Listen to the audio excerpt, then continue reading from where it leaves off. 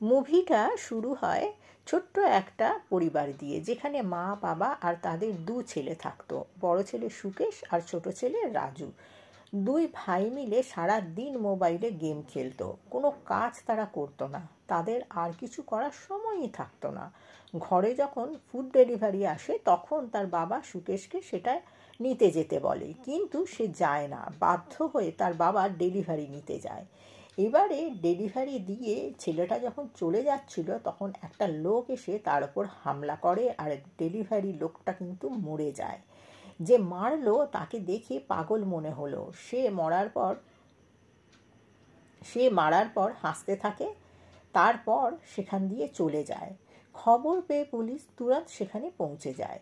Police বলে, দেখে তো মনে হচ্ছে বাইক থেকে পড়ে গিয়ে মরে গেছে। তাও পোস্টমর্টমের জন্য দেহটা পাঠিয়ে দেওয়া হয়। শিবা নামে একটি ছেলেকে দেখা যায় এবারে। সে ডাক্তারি পড়ছিল। তার কাছে তার এক বন্ধু আসে, যার কাজিনের শরীর কদিন ধরেই খারাপ হচ্ছিল। অনেক ডাক্তার দেখানো হয়েছে, কিন্তু কোনো উপকার হয়নি। শিবা রিপোর্টগুলো দেখে বুঝে যায় যে আসলে কি হয়েছে। সে বলে, তোর কাজিনের খাবারে কেউ স্লো পয়জন দিচ্ছে। মাত্রা খুব কম করে দেয়া হচ্ছে, কিন্তু বন্ধ না করলে শীঘ্রই মরে যাবে। তখন তার বন্ধু বলে, ও তো ওর স্বামীর সাথে থাকে, ও অসুস্থ বলে ওর স্বামী নিজের হাতে ওকে খাবার দেয়। তখন শিবা বলে, ওর এখন ডাক্তার না, পুলিশের দরকার। ওর স্বামীকে পুলিশে দিয়ে দাও। পুলিশ একটু পেটালে সব সত্যি বেরিয়ে আসবে যে কেন ও এরকম করছে। শিবার বন্ধু আশ্চর্য হয়ে যায়। সে শিবাকে ধন্যবাদ দিয়ে চলে যায়। শিবা এরপর তার ঘরে আসে, যেখানে তার বোন স্বাতির সাথে সে থাকতো। তার বোন সন্তান সম্ভবা ছিল। শিবার ছোটবেলাতেই মা মরে গেছিল।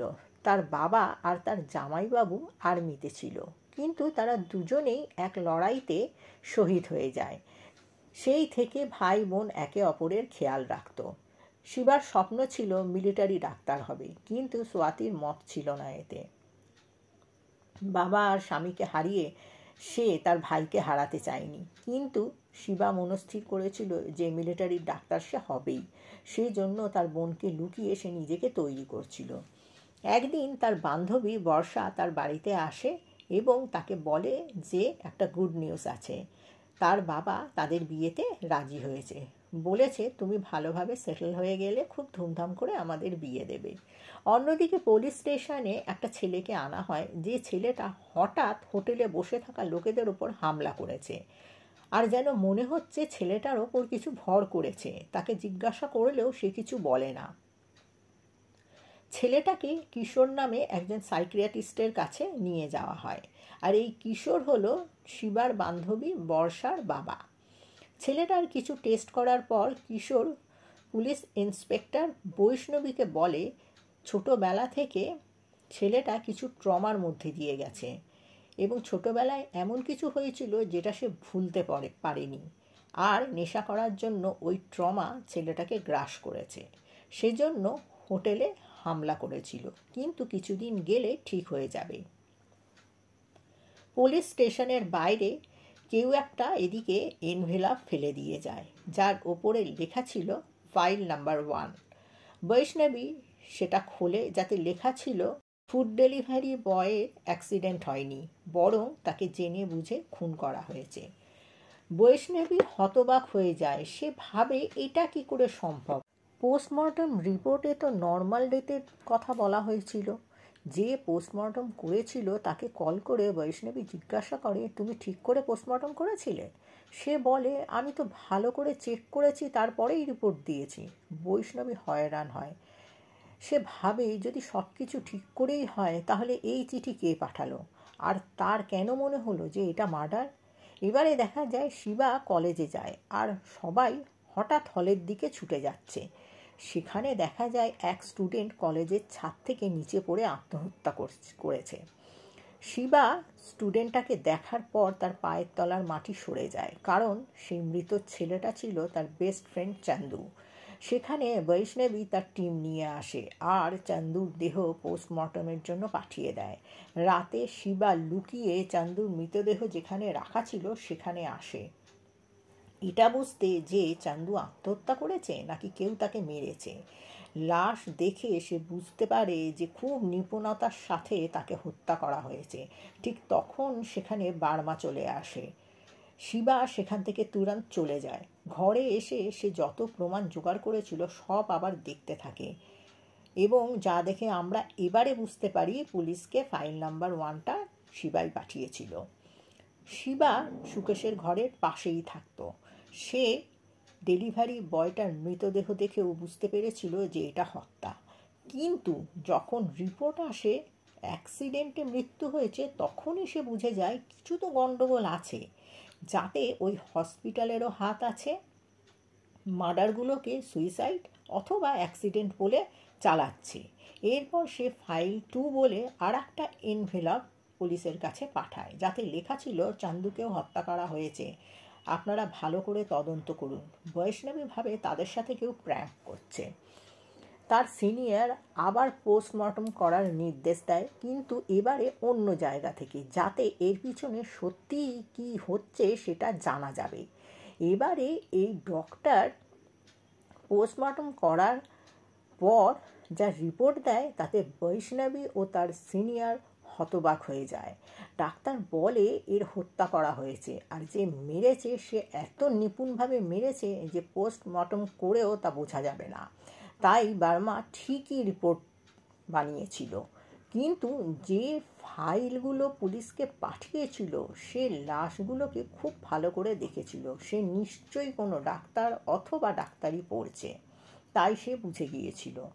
এই জন্য সিনিয়র অফিসার বৈষ্ণবীকে বলে যত তাড়াতাড়ি সম্ভব খুনিকে ধরো, শহরে আর একটাও খুন হতে দেয়া যাবে না। তাদের মনে হয় যে এই ফাইল পাঠাচ্ছে সেই খুনি, তাই তাকে ধরার জন্য পুলিশ উঠে পড়ে লাগে। তারা চান্দুর কলেজে ভালো করে তল্লাশি করে যাতে কোনো প্রমাণ বাদ না পড়ে। তখন কলেজের গ্রাউন্ডে একটা রড পাওয়া যায়, যেটা ছিল একটা অ্যান্টিক পিস। শিবা লুকিয়ে সেই রডের ছবিটা তুলে নেয়। পুলিশ সেই রডের ওপর চান্দুরই ফিঙ্গারপ্রিন্ট পায়। পুলিশ চান্দুর সব বন্ধুদের এবারে জিজ্ঞাসা করতে থাকে যে এই রড চান্দু কোনো কাজের জন্য কখনো কি ব্যবহার করেছে। সবাই বলে না, আমরা এই রড ওর কাছে কখনো কোনো দিন দেখিনি।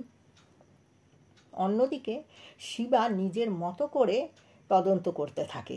সে জানতে চেষ্টা করে আসলে এই রডটা কী।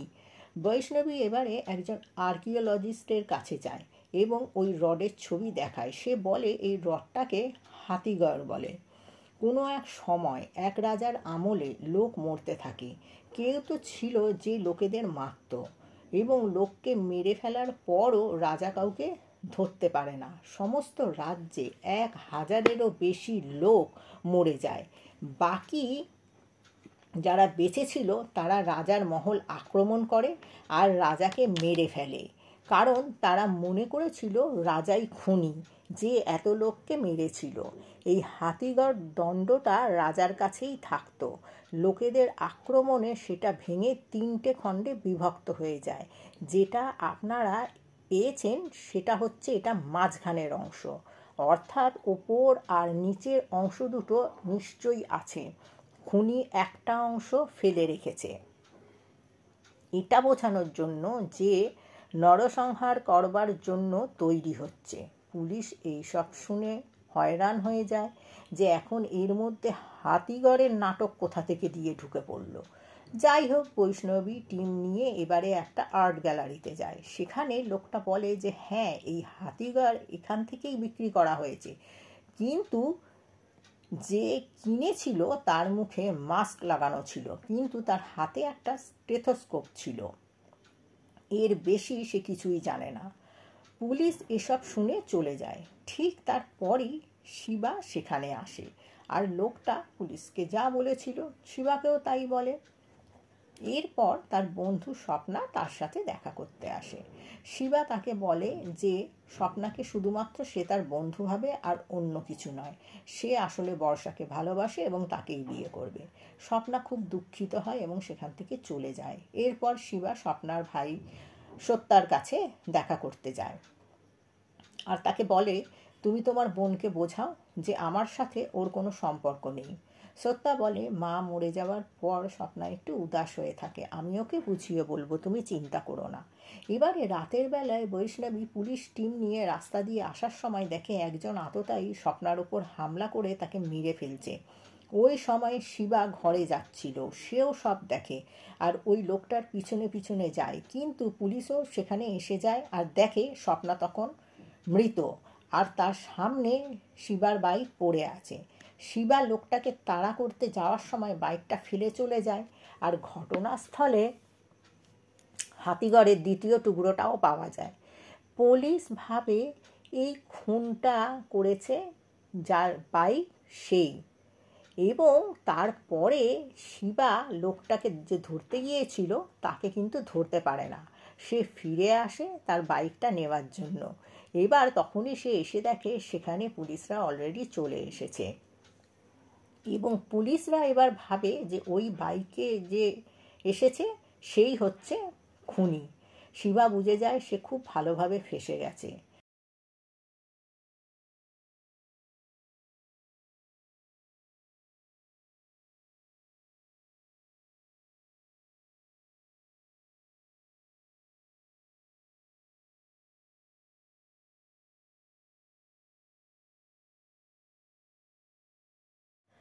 আর ঘটনাস্থলে হাতিগড়ের দ্বিতীয় টুকরোটা পাওয়া যায়। পুলিশ ভাবে ওই বাইকওয়ালাই এই খুনটা করেছে। শিবা বাইক নিতে এসে দেখে সেখানে পুলিশে ভর্তি, সে বুঝে যায় যে তাকেই পুলিশ ধরবে। শিবা ওখান থেকে চলে যায়। পুলিশ শিবার বাড়িতে পৌঁছায়। শিবার বোন বলে, আপনাদের কোথাও ভুল হচ্ছে, ও খুব ভালো মানুষ, ও এটা করতেই পারে না। পুলিশ শিবার সব জিনিসগুলো দেখতে থাকে আর তারা জেনে যায় যে শিবাই ওই ফাইল 1 আর ফাইল 2গুলো পুলিশকে পাঠাতো। তারা আর একটা এনভেলপ পায় যাতে লেখা ছিল, আমি আর একটা হত্যা করব, পারলে আটকে দেখাও। পুলিশ নিশ্চিত হয় যে এই লোকটাই হত্যাকে আত্মহত্যা নয়তো অ্যাক্সিডেন্ট বলে দেখাচ্ছে। শিবাকে শুধুমাত্র ধরা বাকি। পুলিশ এরপর কিছু ম্যাথমেটিশিয়ানকে ডাকে, কারণ কখন হত্যা হয়েছে, কিভাবে হচ্ছে, কোথায় হয়েছে, এইগুলো ক্যালকুলেট করে তারা বলতে পারবে যে নেক্সট হত্যাটা কোথায় হবে, এবং তারা ক্যালকুলেশন করে বার করে ফেলে যে পরের হত্যাটা সত্যি কোথায় হবে। অন্যদিকে শিবা ভাবে সে খুব খারাপভাবে ফেঁসে গেছে, এখন নিজেকে নির্দোষ প্রমাণ করার জন্য সে চেষ্টা করতে থাকে। সে তার বন্ধুদের কল করে সাহায্য নেবে ভাবে, এবং সে তার বন্ধু ববিকে ভিডিও কল করে, কিন্তু ববিকে খুবই হতাশ লাগছিল। ববি লিঙ্কটা কেটে দেয়। শিবা ববি যেখানে আছে সেখানের ব্যাকগ্রাউন্ডটা দেখে তার খোঁজে বেরিয়ে পড়ে আর সেখানে পৌঁছে যায়, কিন্তু ববি পাগলের মতো বিহেভ করছিল। তাকে শিবা ডাকলেও সে সাড়া দিচ্ছিল না।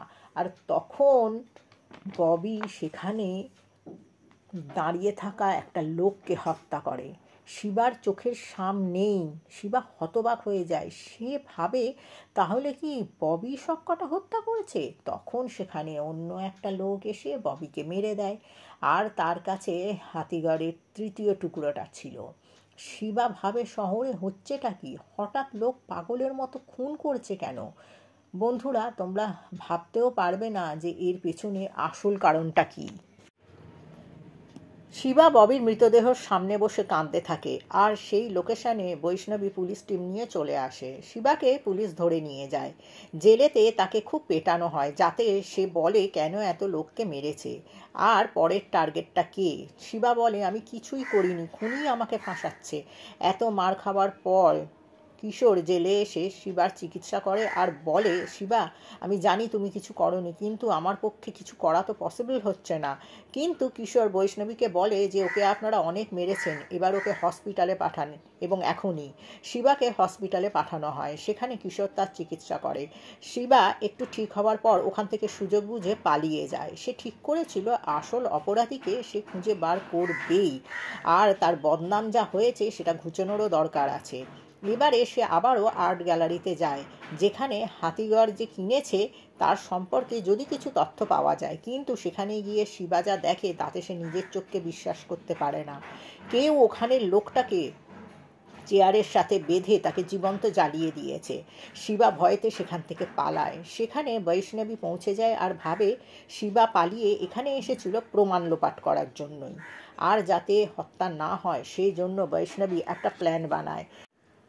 সে বলে শিবার বোনকে হসপিটালে নিয়ে যাব, আর শিবার বন্ধুদের মধ্যে এই কথাটা রটিয়ে দেব যে সোয়াতির শরীর খুব খারাপ করেছে। শিবা এটা শুনলে হাসপাতালে বোনের কাছে আসবেই, আর তখন আমরা ওকে ধরে ফেলব। সোয়াতিকে পুলিশ হসপিটালে যেতে বলে। যখন সে যাচ্ছিল তখন তার গাড়িকে অন্য একটা গাড়ি ধাক্কা মারে। সেই গাড়িটা চালাচ্ছিল সেই লোকটা যে ডেলিভারি বয় স্বপ্না আর ববিকে মেরেছিল।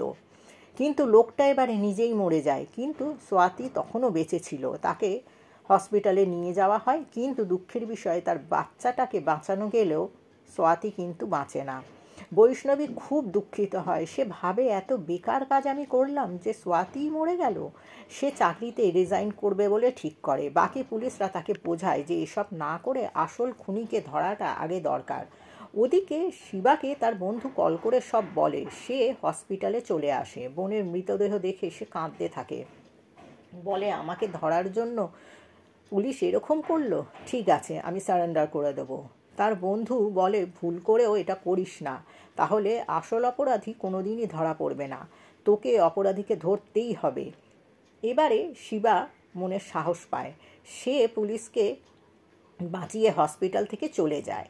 শিবা তার বাড়িতে আসে, আর তখনই সুকেশের ঘর থেকে চিৎকারের আওয়াজ ভেসে আসে। সুকেশ পুরো পাগলামো করছিল, এবং সে এইরকম পাগলামো করতে করতেই তার ছোট ভাইকে মারতে যাচ্ছিল। এজন্য শিবা তার ঘরে যায় আর সুকেশকে আটকানোর চেষ্টা করে। তার সাথে সুকেশের মাও ছিল। তখন শিবা সুকেশকে পেছন দিক থেকে মেরে অজ্ঞান করে দেয়।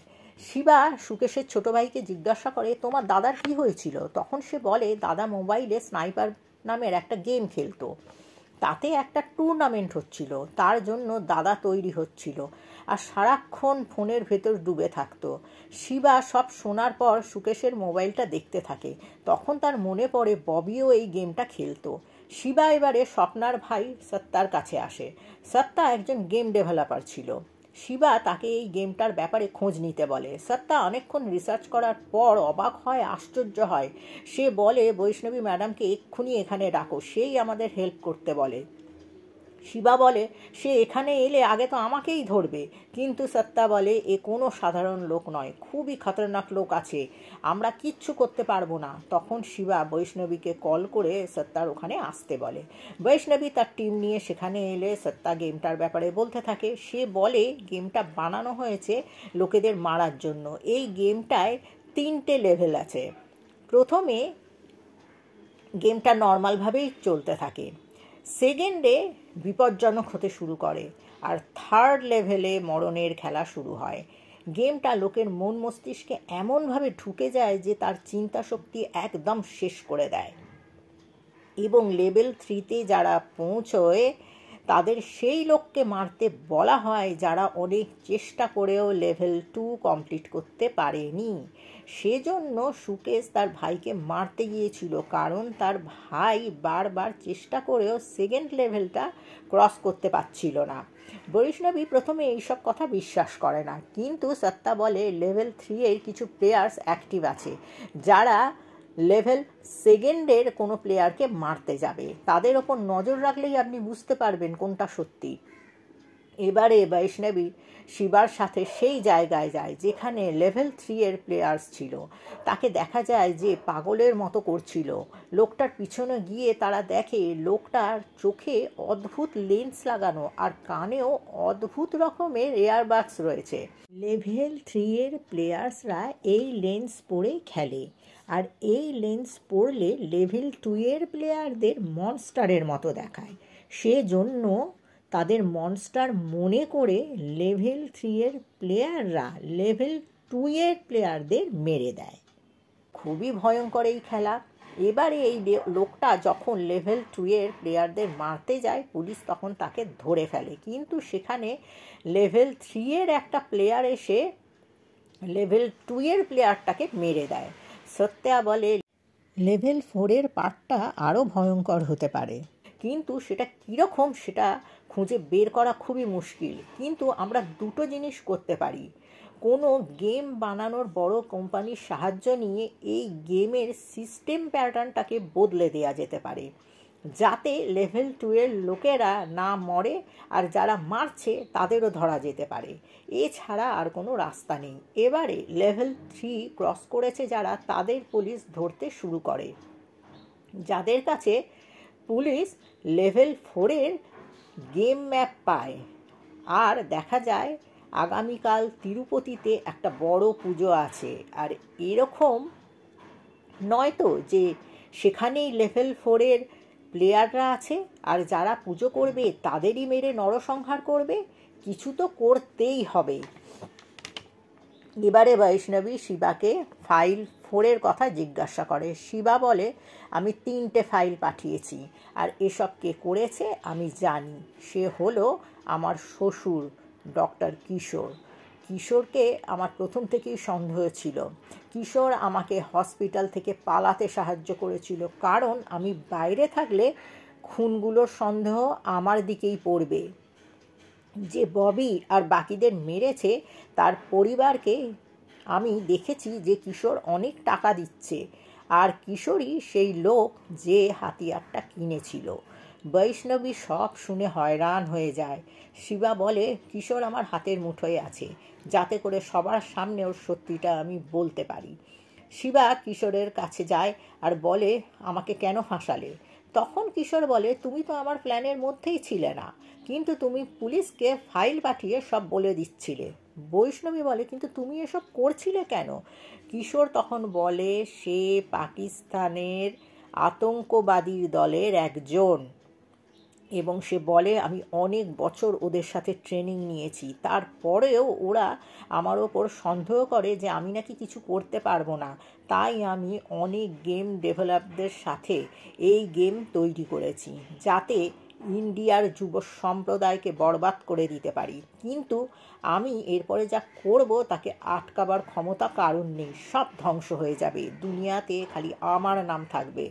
বৈষ্ণবী ও তার টিম হায়দ্রাবাদের এক গেম কোম্পানির সাথে কথা বলে এই গেমটাকে স্টপ করে দেওয়ার জন্য। তারা বলে, কিন্তু এই গেম এতটাই সুরক্ষিত ছিল যে তারা কিচ্ছু করতে পারে না। তখন শিবা বলে, আপনারা ওই গেম সিস্টেমে আমাকে টার্গেট করে দিন, তবেই লেভেল 4 এর প্লেয়াররা আমাকে মারতে আসবে।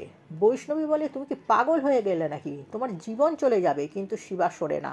পরের দিন লেভেল 4 এর টার্গেট হয় শিবা। শিবা একটা বাসের ভেতর বেহুশ করার ধোঁয়া দিয়ে দেয় আর নিজে সেই বাসে উঠে যায়। আর লেভেল 4 এর প্লেয়াররাও সেই বাসে শিবাকে মারতে গিয়ে নিজেরাই অজ্ঞান হয়ে যায়। আর খুব তাড়াতাড়ি সবাইকে হসপিটালে চিকিৎসার জন্য পাঠানো হয়।